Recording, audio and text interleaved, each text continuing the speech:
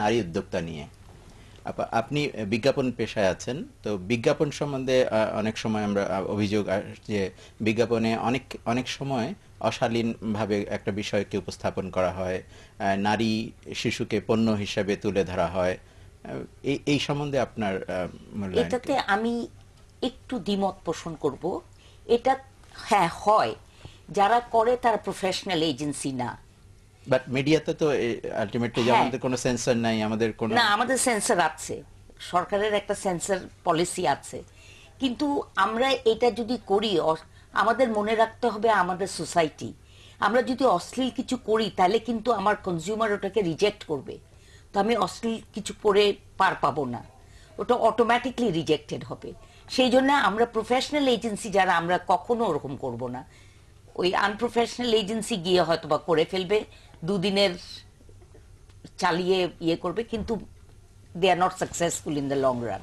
আমাদের বেশিরভাগ প্রতিষ্ঠানই দক্ষ ব্যবস্থাপনা, মানব সম্পদ উন্নয়ন, স্ট্র্যাটেজিক ম্যানেজমেন্ট, কর্পোরেট কালচার, এই যে বিষয়গুলো সম্বন্ধে সচেতন না। এটা সম্বন্ধে আপনার মূল্যায়নটা কি? একদম সচেতন না সেটা আমি বলবো না। আজকাল স্পেশালি যেমন আগে হয়তো এটা ছিল না, এখন যেমন হিউম্যান রিসোর্স একটা আলাদা সেল বা ডিপার্টমেন্ট, এটা সব জায়গায় এটা হচ্ছে।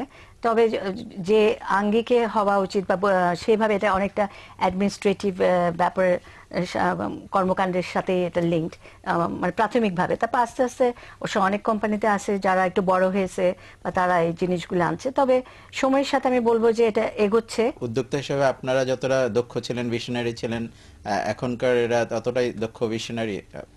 আমার মনে হয় আরো বেশি হচ্ছে তারা, বিকজ কম্পিটিশন বাড়ছে। এখন আমরা no longer limited to Bangladesh, আমরা কিন্তু এখন we are competing in the world market.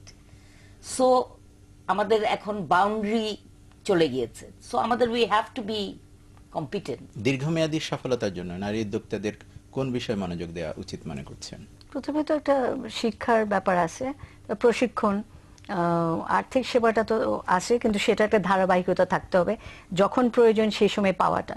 অনেক সময় এই জায়গায় একটা সমন্বয়হীনতা হয়ে যায়। তবে আজকাল এই দিকটাতে সরকারিভাবে ব্যাংকগুলি অনেক সুযোগ সুবিধা দিচ্ছে।